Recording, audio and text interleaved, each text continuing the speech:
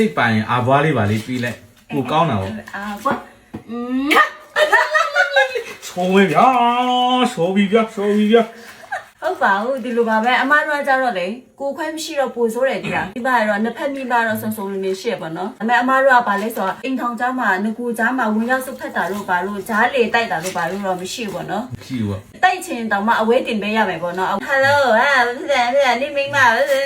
တော့ပဲရမယ်ပေါ့နော်ငကူအိမ်ထောင်ထဲတော့လာမှစုဖက်လို့မရတာဒါအာတာချက်ကိုခွဲမရှိဘူးအမနဲ့အကိုနဲ့ပဲချော်ရဖွေးရတယ်အမထမင်လာနေလို့သူကမလုတ်ခိုင်းတာခါတိုင်းဆိုအမလည်းကိုပါတယ်သူချော်ရင်အမလမ်းပေါ့နော်ဒီလိုပဲပေါ့ကိုချစ်လို့ထူထောင်ထားတဲ့အိမ်ထောင်ဆိုတော့လေတားတယ်ကိုတားတယ်မရှိဘူးလေအမအမျိုးသားဆိုပြင်ပန်းနဲ့သူအရင်ပြင်ပန်းနဲ့ဒါမဲ့လေအမထမင်လာနေလို့ရှော်ခိုင်းတာရေမထိခိုင်းတာအရင်ချစ်လို့တော့မဟုတ်